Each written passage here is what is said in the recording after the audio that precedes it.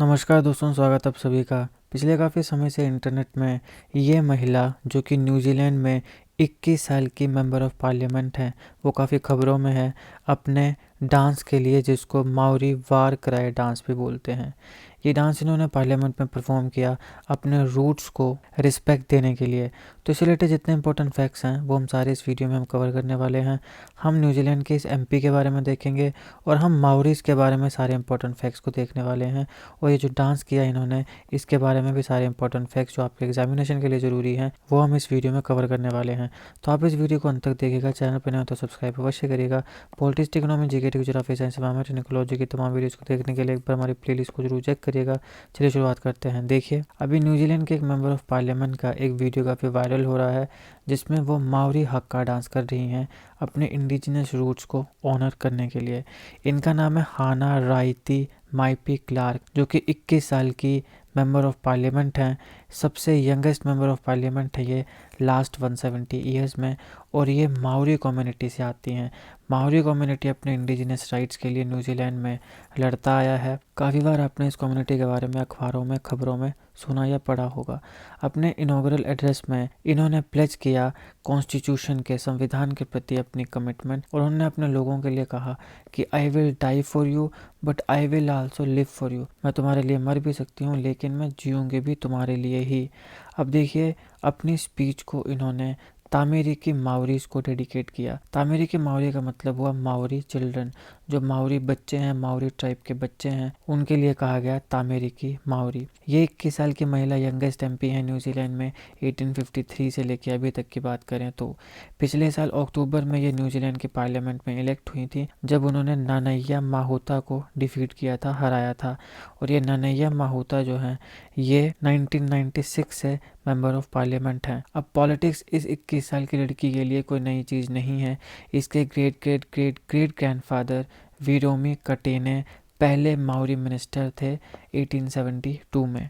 उसके बाद उनकी जो आंट हैं हाना ते हमारा, वो महिला हैं जिन्होंने न्यूजीलैंड के पार्लियामेंट में 1972 में माओरी लैंग्वेज में पटिशन जो है उसको डिलीवर किया था।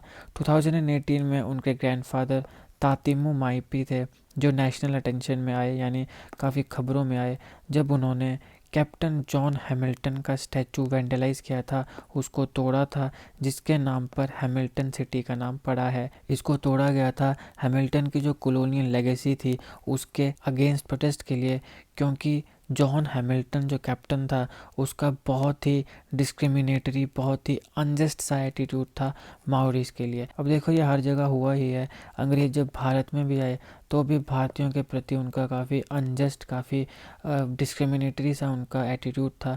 भारतीयों को भी वो नीचा देखते थे। और अभी आप देखो, भारतीय बंदा ही यूनाइटेड किंगडम का प्राइम मिनिस्टर है। तो जैसे वो भारतीयों को नीचा देखते थे, वैसे वो माओरीज को भी नीचा देखते थे। ये जो तैतूमी माइपी हैं, जो कि इस लड़की के ग्रैंडफादर हैं, जिन्होंने, मैंने कहा कि जॉन हैमिल्टन की जो स्टैचू था उसको वेंडलाइज किया था, ये माओरी एक्टिविस्ट ग्रुप के साथ जुड़े हैं, जिनका नाम है नगा तमातोआ। माइपी क्लार्क जो हैं वो हुंटली से हैं, जो कि ऑकलैंड और हैमिल्टन के बीच में पड़ता है। तो ऑकलैंड और हैमिल्टन के बीच में एक जगह पड़ती है न्यूजीलैंड में, हुंटली। वहाँ से है ये 21 साल की महिला। और वहाँ पर ये माओरी कम्युनिटी गार्डन भी चलाती है, जिसको बोला जाता है मारा काई। वहाँ पर जो लोकल बच्चे हैं, किड्स हैं, उन्हें गार्डनिंग से लेकर तो मरा माटका तक एजुकेट किया जाता है। अब ये मरा माटका क्या है? इसका मतलब होता है planting as per Maori lunar calendar, कि मतलब जो माओरी लूनर कैलेंडर है उस हिसाब से आपने अलग अलग जो प्लांट्स हैं वो उगाने हैं। इसको बोलते हैं मारा माटका।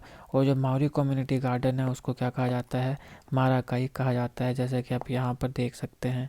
अब देखिए, अपनी माओरी कम्युनिटी, जो नेटिव कम्युनिटी है न्यूजीलैंड में, उनके राइट्स के लिए ये लड़की काफ़ी सालों से प्रोटेस्ट करती आ रही है और अभी ये पार्लियामेंट में है। तो पार्लियामेंट में अपने इंडिजिनस रूट्स को रिस्पेक्ट देने के लिए इसने ये माओरी डांस किया।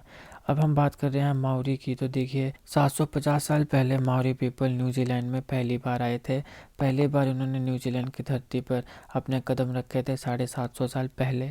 उस समय माओरीज ने न्यूजीलैंड को आओतियारोआ नाम दिया था, और ये लास्ट इनहेबिटेड लैंड मास बना था पूरे वर्ल्ड का। 1840 में न्यूजीलैंड के ऊपर अंग्रेज़ों का राज आता है और ये ऑफिशियली ब्रिटिश कॉलोनी बन जाती है। उसके बाद काफ़ी टमल्टस हिस्ट्री यहाँ पे रहती है कॉलोनाइजेशन की, और जो नेटिव पीपल थे मुख्यतः माओरी, उनकी डिस्प्लेसमेंट की।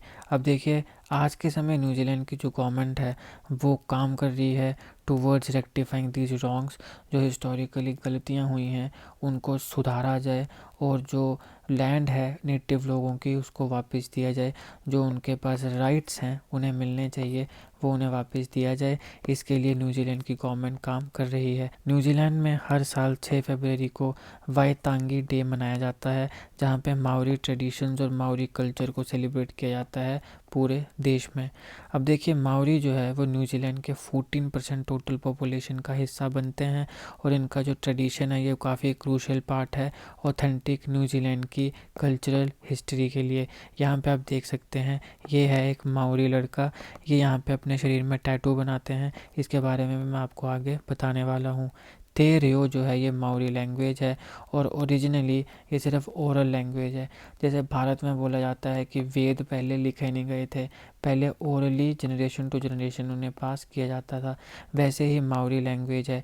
इसके लिए कोई भी आपको किताब देखने को नहीं मिलेगी, इसको orally generation to generation pass किया जाता है। ये ओरल लैंग्वेज है। इसका क्या नाम है? ते रियो। अब यहाँ पे आपको कोई बुक्स या लिटरेचर देखने को नहीं मिलेगा। जो भी माओरीज की स्टोरीज़ हैं वो सॉन्ग्स के माध्यम से, लेजेंड्स के माध्यम से, कहानियों के माध्यम से या फिर मिथ्स के माध्यम से जनरेशन टू जनरेशन पास होती है। अब यहाँ पे बात करते हैं एंसेस्ट्रल वॉर क्राई जो इस लड़की ने पार्लियामेंट में किया, जिसको कहा जाता है हक्का। हक्का और एंसेस्ट्रल वॉर क्राई ये वर्ल्ड वाइड काफ़ी फेमस सेरिमोनियल डांस है या सेरिमोनियल चैलेंज है। किसका? माओरी कम्युनिटी का। ये सवाल आपसे पूछा जा सकता है, क्योंकि इस लड़की ने पार्लियामेंट में ये डांस किया है, तो पूछा जा सकता है कि भैया माओरी कम्युनिटी का जो सेरिमोनियल डांस है उसको क्या बोलते हैं? हक्का बोलते हैं। पूछा जा सकता है कि हक्का जो है ये किस ट्राइब का सेरिमोनियल डांस है? तो किसका है? माओरी ट्राइब का। ये आपने ध्यान रखना है। अब ये लोग इसको परफॉर्म करते हैं अपनी ट्राइब का प्राइड बताने के लिए, यूनिटी बताने के लिए, स्ट्रेंथ बताने के लिए। कॉमन एक्शंस जो है यहाँ पे वो फुट स्टॉम्पिंग आता है और लाउड चैंट्स आता है, जो कि ये लड़की वीडियो में कर रही थी, जो मैंने आपको स्टार्टिंग में बताई। अब यहाँ पे अलग अलग प्रकार के एक्सप्रेशंस और लाउड नॉइसेस, जोर जोर से आवाज़ें निकाली जाती हैं, ताकि जो ओपोनेंट है उसको इंटिमिडेट किया जा सके, उसको डराया जा सके जब भी compete कर रहे हैं। अब बात करते हैं मराई या कम्युनल ग्राउंड्स की, जो रिप्रेजेंट करता है जहाँ पे माओरी स्टैंड करते हैं या जहाँ पे माओरी बिलोंग करते हैं। ये कार्व्ड बिल्डिंग्स होती हैं जो कि अलग अलग फैमिलीज़ की, अलग अलग ट्राइब्स की या सब ट्राइब्स की अलग अलग होती हैं। माओरी जो हैं वो मराइस का यूज़ करते हैं कल्चरल मीटिंग पॉइंट्स के लिए, ताकि कुछ सेलिब्रेशन की जा सके, फ्यूनरल्स को किया जा सके, अगर किसी व्यक्ति की मृत्यु होती है तो ट्राइबल इवेंट्स को किया जा सके, इवन कोई एजुकेशन वर्कशॉप्स करनी है तो वो भी इस प्रकार के कम्युनल ग्राउंड्स में की जाती है, जिन्हें मराई कहते हैं। फिर आता है तामोको, जिसको कहते हैं ट्रेडिशनल टैटूज। अब देखिए, माओरीज के लिए टैटूज जिसको तामोको कहा जाता है ये काफ़ी इम्पोर्टेंस रखता है। ये अपने शरीर में काफ़ी टैटूज बनाते हैं और इस आर्ट के माध्यम से ये रिप्रेजेंट करते हैं अपने ट्राइब और अपने कल्चर के लिए, जो इनकी दिलों दिमाग में रिस्पेक्ट है उसे। तो ये अपने कल्चर को, अपने ट्राइब को रिस्पेक्ट देने के लिए अपनी बॉडी में टैटूज बनाते हैं। टैटू जो है वो अलग अलग प्रकार के होते हैं, जो इंडिविजुअल के एक्सटर्नल विजडम को, लीनिएज को और स्टेटस को बताता है विद इन ट्राइब। अब आता है हांगी। हांगी जो है ये ट्रेडिशनल कुकिंग टेक्निक है। माओरीज के लिए कम्युनिटी सब कुछ है, तो किसी भी चीज़ को सेलिब्रेट करने के लिए या फिर क्वालिटी टाइम एक दूसरे के साथ स्पेंड करने के लिए ये हांगी, जिसको मैसिव फीस्ट भी बोलते हैं, उसे ऑर्गेनाइज करते हैं, जहाँ पे चिकन होता है, लैम्ब होता है, पोर्क, फिश, वेजिटेबल्स, जो स्लो कुक्ड वेजिटेबल्स हैं वो सब चीज़ें होती हैं। और ये जो स्लो कुक्ड वेजिटेबल्स हैं ये घंटों घंटों तक जो अंडरग्राउंड ओवन्स होते हैं उनमें कुक की जाती है। तो एक ट्रेडिशनल जो मैसिव फीस्ट है उसको बोला जाता है हांगी। फिर आता है होंगी, ये होता है अफेक्शनेट ग्रीटिंग। अब देखिए, माओरी जो हैं ये एक दूसरे को काफ़ी एक स्पेशल वे से ग्रीट करते हैं, जिसको बोलते हैं होंगी। ये इनके कल्चर का एक बहुत ही यूनिक एस्पेक्ट है। यहाँ पे होता क्या है, दो लोग जो हैं वो एक दूसरे के साथ अपने माथे को, फोरहेड को और नोज को जोड़ते हैं। They press together their forehead and nose. अपना माथा और अपना नाक एक दूसरे के साथ जोड़ेंगे, फिर वो एक दूसरे की आंखों में देखेंगे और लंबी सांस लेंगे, डीप ब्रेथ लेंगे। तो इस प्रकार से ये एक दूसरे को ग्रीट करते हैं। इसको बोला जाता है होंगी। ऐसा करके ये जो डीप ब्रीथ ये लेते हैं, इसको ये मानते हैं ब्रीथ ऑफ लाइफ। ऐसा इनका मानना है कि ऐसा करके ये एक दूसरे की जो सोल है, जो आत्माएं हैं, उनकी मीटिंग करवाते हैं। तो इस प्रकार से ये एक दूसरे को ग्रीट करते हैं। नाम है होंगी। फिर आता है ते रेओ। अब जैसे मैंने कहा कि ये ओरल लैंग्वेज है इनकी, जो कि जनरेशन टू जनरेशन पास होती है स्टोरीज के माध्यम से। तो ये आपने ध्यान रखना है कि ते रेओ जो है ये माओरी लैंग्वेज है, और ये प्योरली कैसी लैंग्वेज है, ओरल लैंग्वेज है। तो नेचुरली माओरी जो हैं वो काफ़ी अच्छे होते हैं स्टोरी टेलिंग में। माओरी कल्चर जो है वो बेस्ड है लेजेंड्स के ऊपर। जैसे हमारे यहाँ पे प्रभु श्री राम है, कृष्ण भगवान है, वैसे इनके भी अपने अपने लेजेंड्स हैं। और इनके यहाँ पर भी वाइल्ड एनिमल से लेके माउंटेन, लेक, रिवर्स और बाकी जो नेचुरल वंडर्स हैं न्यूजीलैंड के, वो सारे इनके लिए लेजेंड्स हैं। मतलब अलग अलग स्टोरीज हर एक की जुड़ी हुई हैं। अब एक स्पेशल कनेक्शन देखा जाता है माओरीज का वेल्स के साथ। देखिए, तो होरा जो है माओरीज में, उसके काफ़ी मीनिंगफुल रिप्रेजेंटेशन होता है माओरी कल्चर में। काफ़ी ऐसी वर्बल माओरी लेजेंड्स हैं, ऐसी बहुत सी स्टोरीज़ हैं जहाँ पे लोगों की और जो व्हेल्स हैं उनकी इंटरेक्शन के बारे में हमें पता चलता है। और यहाँ पे ये जो माओरी लोग हैं, ये व्हेल्स को काफ़ी सुपर नेचुरल और उसके साथ साथ सेक्रेड बीइंग भी मानते हैं। तो अगर आप कभी न्यूजीलैंड में जाओ तो वहाँ पे व्हेल्स को देखना और कुछ सस्टेनेबल एक्टिविटीज़ करना, ये काफ़ी कॉमन है फॉरेनर्स के लिए भी और लोकलाइट्स के लिए भी। अब कुछ मोस्ट कॉमनली यूज्ड वर्ड्स और फ्रेजेस जो माओरी कम्युनिटी में यूज़ किए जाते हैं, उसमें ये सब चीज़ें आती हैं, जैसे किया ओरा हेलो या ग्रीटिंग करने के लिए, हायरी माई या नाउ माई वेलकम के लिए, मोरेना गुड मॉर्निंग के लिए, काई ती पाइया कोई हाउ आर यू, कई ते पाई इसका मतलब है गुड, का काइट आनो ये होता है सी यू लेटर, हाई रे रा ये होता है good bye from a person staying, फिर हाई कोना रा good bye from a person leaving. तो जैसे मान लो ये दो लोग हैं, इसमें से ये वाला जो व्यक्ति है ये जा रहा है, तो जो जा रहा है, लीव कर रहा है, वो क्या बोलेगा, हाई कोना रा।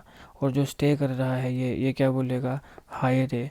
फिर आता है आपके पास वारे पाकू, ये टॉयलेट के लिए होता है, अरोहा लव के लिए होता है, तेनेरा टुडे के लिए होता है, अपोपो टोमोरो के लिए, ईना नाही या नोना नाही ये यस्टरडे के लिए। तो ये कुछ वर्ड्स एंड फ्रेजेस हैं जो कॉमनली यूज़ किए जाते हैं।